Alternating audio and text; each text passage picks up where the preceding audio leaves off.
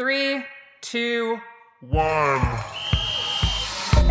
Welcome to Queen Stage. We're here to spotlight the athletes, stories, and action in women's cycling, giving the sport the attention it deserves. And we're going to do so with the quality, depth, and personality the sport demands. I'm Rosael Torres-Davis. I'm Betsy Welch. I'm Anne-Marije Rook. And I'm Molly Hurford.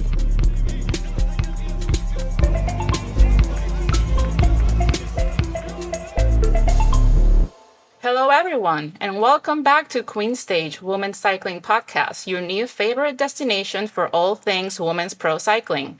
We're breaking down the Tour de France Femmes avec Zwift stage by stage, bringing you the latest action, insights, and behind-the-scene moments. Don't forget to subscribe wherever you get your podcasts, and if you're enjoying the show, please leave us a 5-star rating and a review. It really helps us out. Before we dive in, a huge thanks to Rockets Composites for making this show a reality. Built on a mission to push the boundaries of carbon fiber performance, Rockets Composites and Aerospace are leaders in engineering, research, repair, and inspection. I'm your co-host, Rosael Torres-Davis, and today we're talking about Stage 4. All right, let's get into it, because I am just really glad that we did not have any heart attacks, nobody vomited today. It was exactly what we needed after yesterday's chaos. I would like to start just by giving a shout out to the breakaway riders, mainly Francisca of Picnic Post NL, and a Brazilian rider who was with her for most of the time, Ana Victoria Magalis of Movistar, which, by the way, shout out to all Latin American riders for putting their name out there, because yesterday we also have a Chilean rider in the front for a long time. And I was just reading a little bit about Ana Victoria Magalis of Movistar, and she has done this other times before, like getting into 100-kilometer breakaways and this kind of thing in past races. And this is only her third season in the professional peloton. So she definitely has a motor in her. But yeah, what do you guys think about the stage today? I mean, okay, it felt a little Groundhog Day-ish, I'm not going to lie, but I was so psyched on that breakaway. And Maud Reinbeck also in the breakaway at the beginning. She's been she's been lighting this up. Every day almost, yeah. Every day. Francie and her, I was thinking about it. I was like, how many extra kilojoules do you think of work have they done in this race compared to someone who's just been chilling in the peloton? Because holy smokes, I thought they'd both be just exhausted and done after one attack, and they're still there. Not that it also felt like Groundhog Day, not just because Francisca was in the break again, Francie, but because Lorena Wiebes won again. But go ahead, Betsy, what were you going to say? No, I just have a question. So someone like Francie Koch, who has been in the break almost every day, is clearly in amazing form. Is she someone who could win a stage? Absolutely. I think if a break like that sticks, they absolutely can. And I think that's the hope, right? They always hope that maybe they're going to make it today. My question, though, with Francisca Koch is why weren't they using her as a lead out for that team's sprinter? Today was, a great run-in for her. She's clearly very strong. They could have used her to help the team sprinter, but perhaps, this is the best way of using her talents. Yeah, and then also seeing Movistar putting riders in the break every day. I feel like every morning they're just like, all right, who's going to go for it today? Because we have no GC person, so we got to get on TV any way that we can. Yeah, we should check if maybe one of their contracts is finishing soon and they're just looking for a new team, because that's the best way to do it. Yeah. And Rook, do you want to get us started with a synopsis of today's stage? Absolutely, yeah. So today we started in Saumur, which, fun fact, is the hometown of Coco Chanel. And then we went to Poitiers, which has been featured in the Tour de France 8 times already. So it's a pretty well-known finish. And today's stage was just shy of 131 kilometers. It included only one climb. It's one categorized climb, I should say, and one intermediate sprint. As we were saying, it felt like Groundhog Day, as it was another day for Movistar and Picnic Post NL to get some TV time. And by some, I mean a lot of TV time. They were very, very active, trying to get someone in the break early on. And then there was a 3-person break and a 2-person break. But Francie Koch from Picnic Post NL was always there with a Movistar rider. First it was Maud Reinbeek, and then it was Tota Victoria Magalis. Sorry for the pronunciation there. But yeah, Koch was rewarded for her efforts with the Most Combative Rider Award.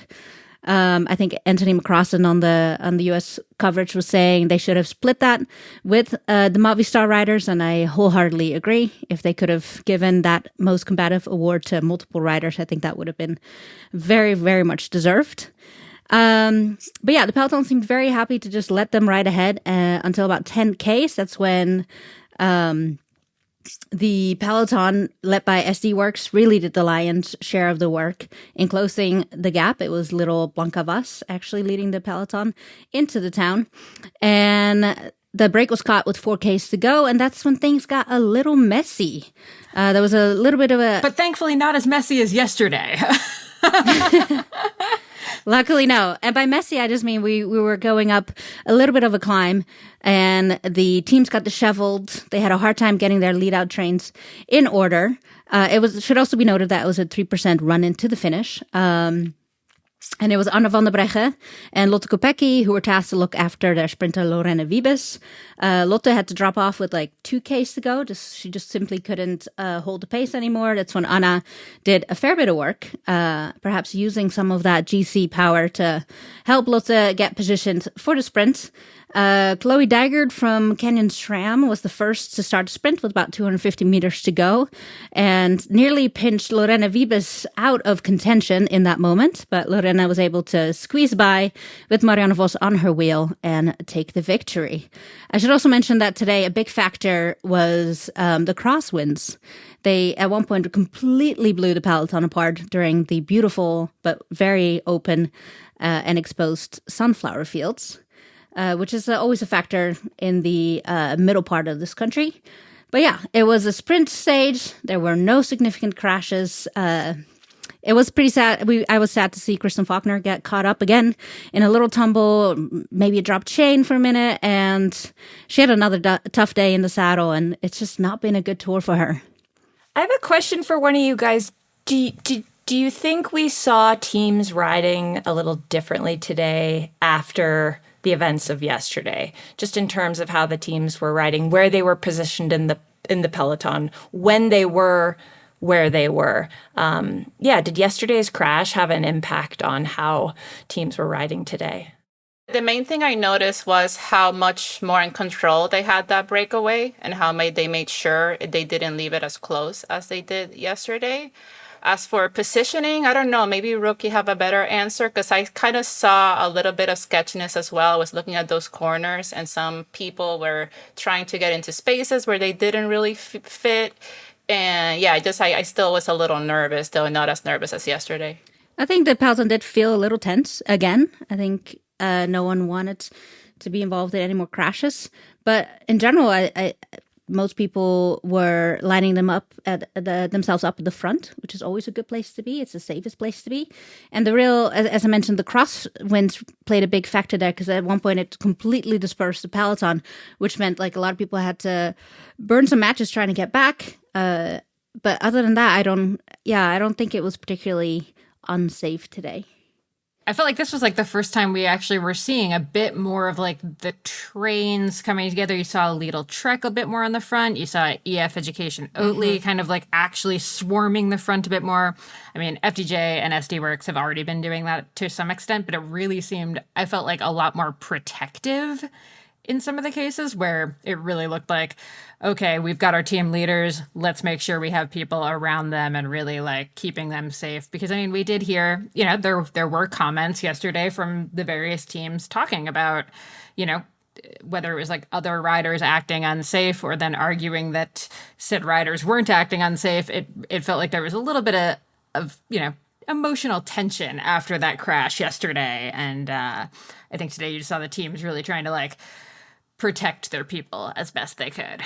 Yeah, let's get into that. Like, share what people were saying. Like, what was the argument after yesterday's rather crashy stage?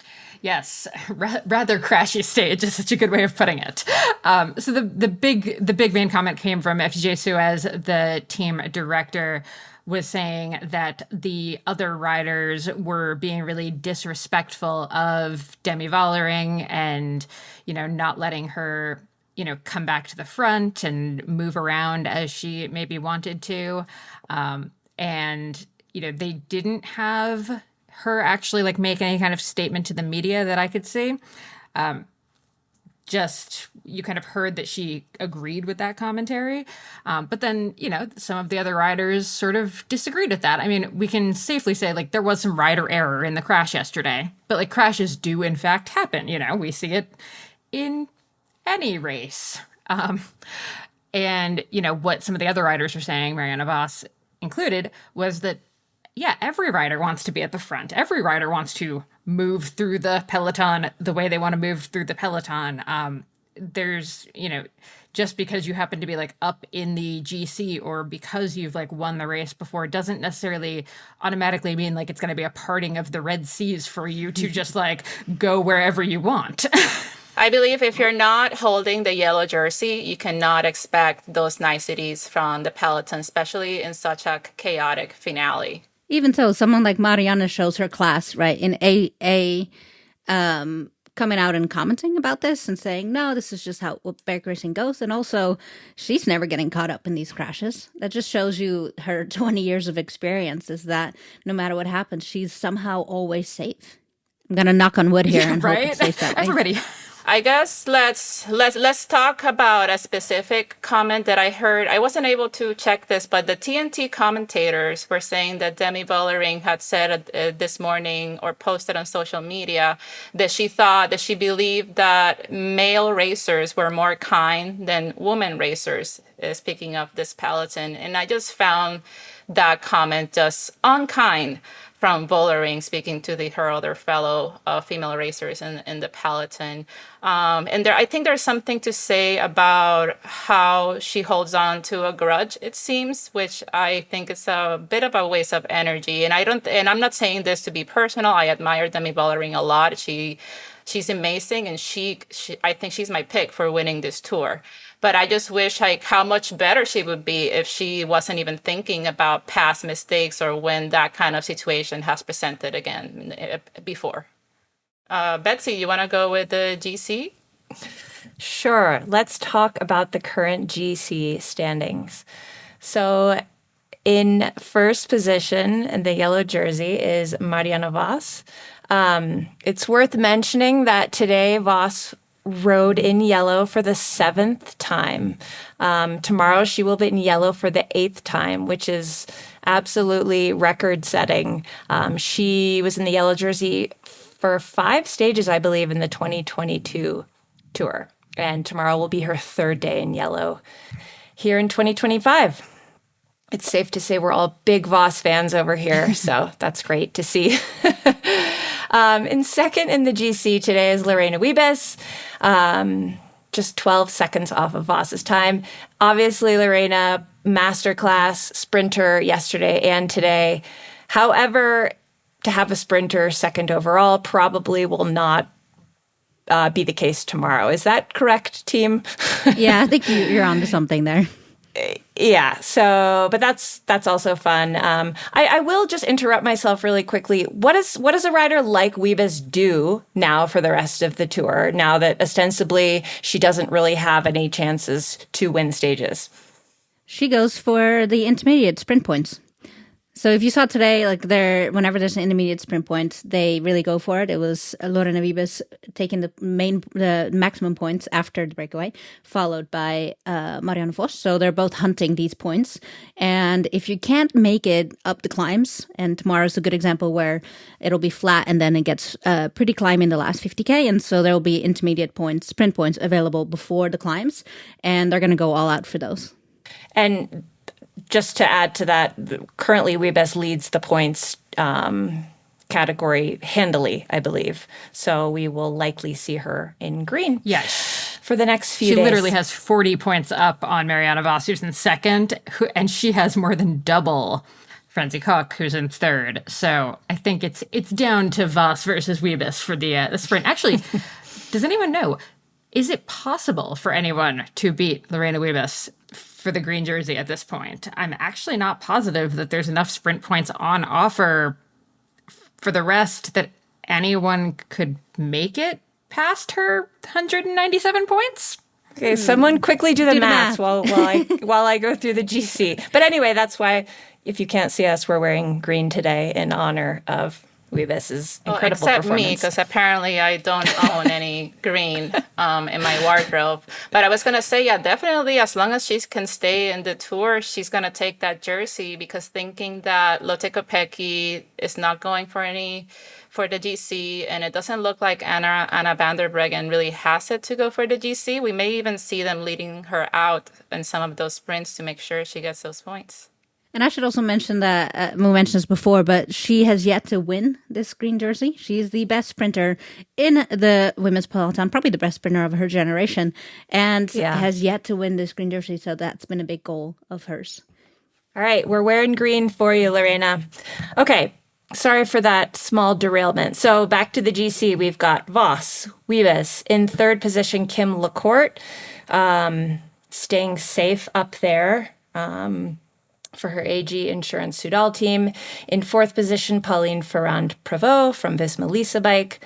Fifth, Kasia Nieuwendomefini. Sixth, Demi Vollering. So you've got those sort of 4 GC contenders nicely tucked in where they've kind of been all race. And then in seventh, Anna van der Breggen. Eighth, Puck Peters. How do you say her name? Petersen. In eighth, Puck Petersen. In ninth, Neve Fisher-Black. And in 10th, shout out to our fellow North American, Chloe Dygert from Canyon SRAM. Do we think Kim Lacourt can she really like take the GC? Like, what do we know about her climbing ability? She's good. She's good? Okay. I mean, I'm speaking from the heart here, maybe not the head, but I first heard of Kim Lacourt following the Cape Epic mountain bike race. And I think this was in 2023 when she won it. And that's not her only result in mountain biking. But I gotta say, like, the mountain bikers can ride on the road too. Obviously, we have Pauline Ferrand-Prévot and Puck. And so I just think Kim is an incredibly well-rounded cyclist, really talented climber. My guess is she's an incredible technical descender. And as we all know and have discussed, her team is 100% in for her. So I think they're going to do everything they can. So I'm going to put her up there with PFP, Kasia, and Demi. I'm just going to lead with the heart. Yeah, no, I asked because originally we thought, and I saw in other race previews, that Sarah Gigante was going to be their GC person. But it seems like maybe she'll go for a stage or be Kim Lacourt's like domestique on the mountains. Yeah, I think Sarah actually has said that she was called. I mean, she was only called up a few days before the race started, but to come work in support of Kim. Exciting. Okay, what are we on to next? Okay. Well, now we're talking, since we're talking about the sprint, let's talk about the thing that I keep saying I wanted to see for the past 3 days, which was lead-out trains. And, okay, they were imperfect today. Let's be honest here. But we're finally starting to see a little bit more of that team cohesion, and it feels like stuff is starting to happen. But, I actually was thinking today, at first I was making notes. I was like, oh, Lidl Trek really seems to be, like, moving around and doing stuff. Then they kind of vanished. I feel like normally we used to see them really kind of enlivening stages a bit more than they have been this race. I'm looking. Yeah, and their sprinter, Elisa Balsamo, finished in about 27th place, I believe. Wow.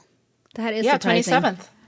Mm-hmm. Right? Like, I consider them to be one of the better teams for lead out trains and like having kind of that powerful ability to do it, but not today.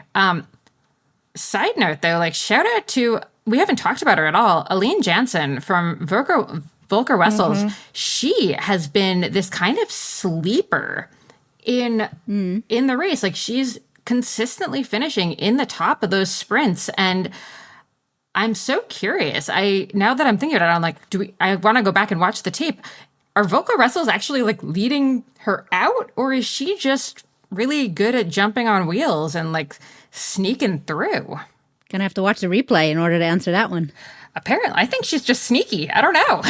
But I feel like, she clearly, they keep talking about Volker Russell's as like this team to watch as like a feeder team. And I think there's going to be a lot of draft picks coming from that team after this year, because clearly they've got a lot of really promising riders.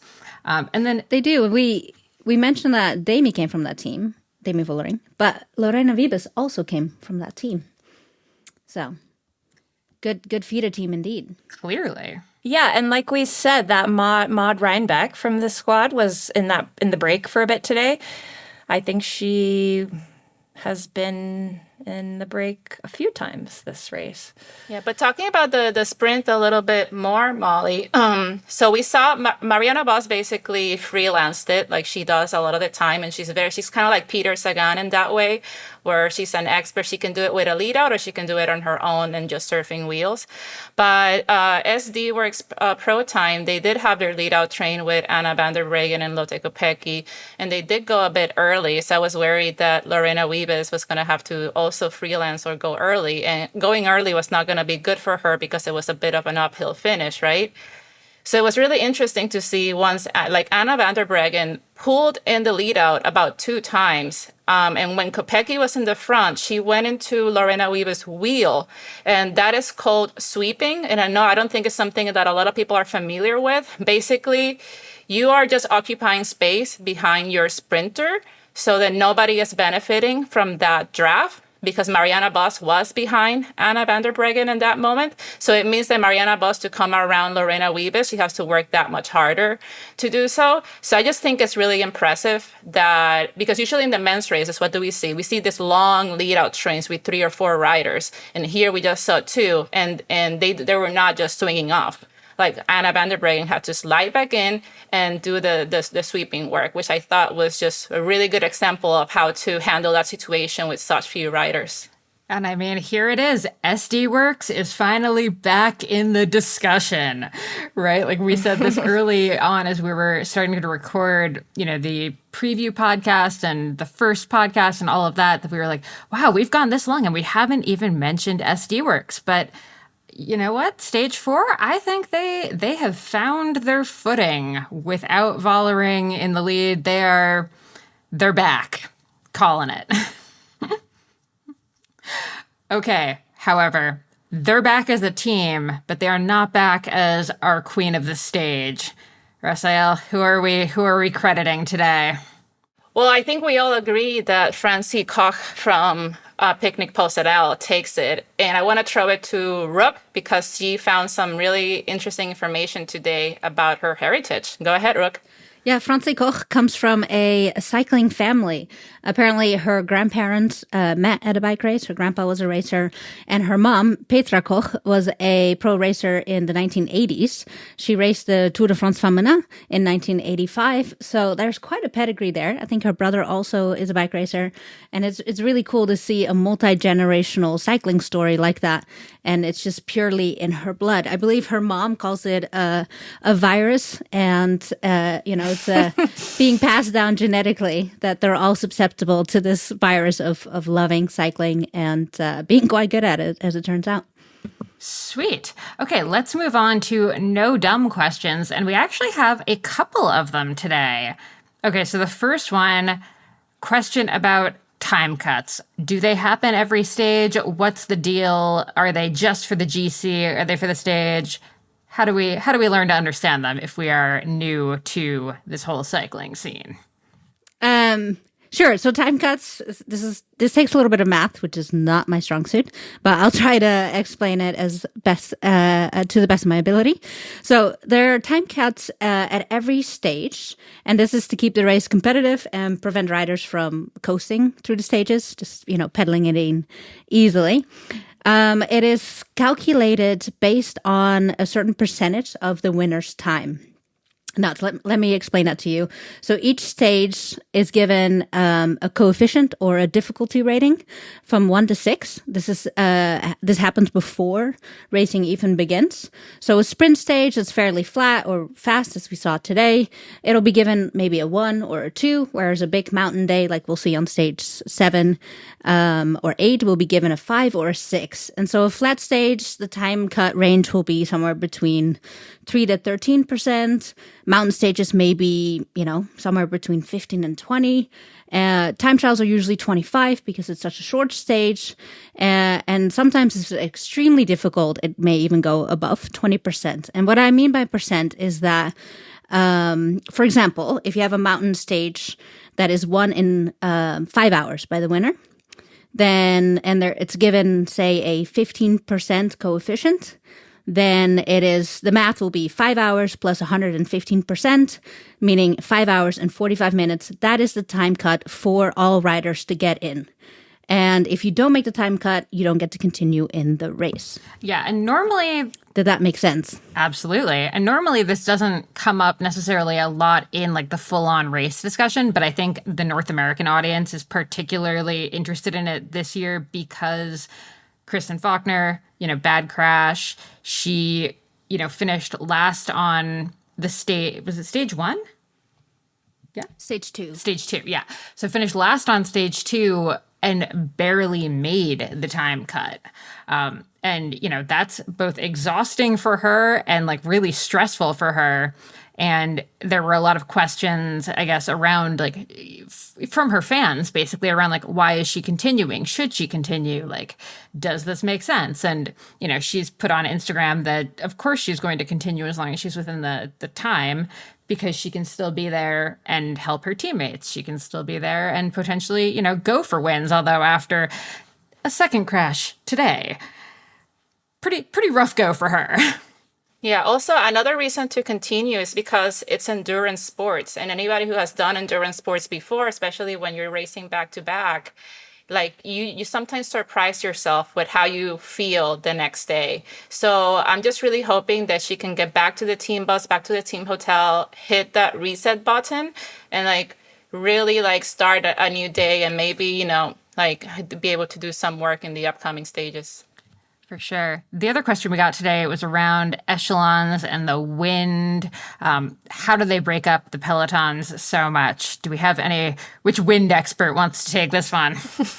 Yeah, well, I can, or Betsy, do you want to take I was going to say Rook because she's Dutch. And yeah, they do put us in wind the is wind. a Dutch thing. That was always my role, and I hated it, was to go sit in the front and break up the wind for everyone.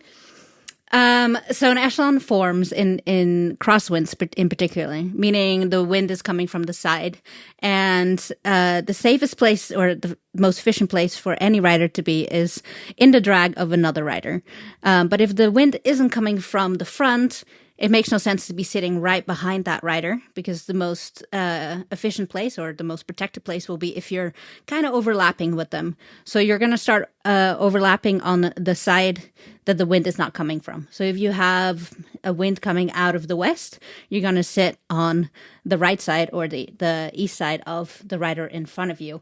And so when you see this in racing, especially in like desert climates, you see this whole peloton just completely strung out, all half-wheeling each other in order to stay protected and out of the wind. And the reason you want to stay out of the wind, again, it's the most efficient.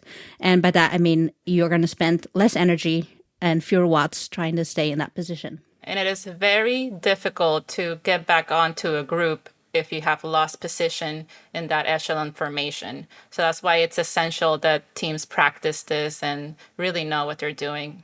Yeah, and that's why we saw the peloton kind of have a couple of those moments where it seemed like it was going to string out, that it was going to break in two, and, it just costs the riders so much more energy to bring that all back together.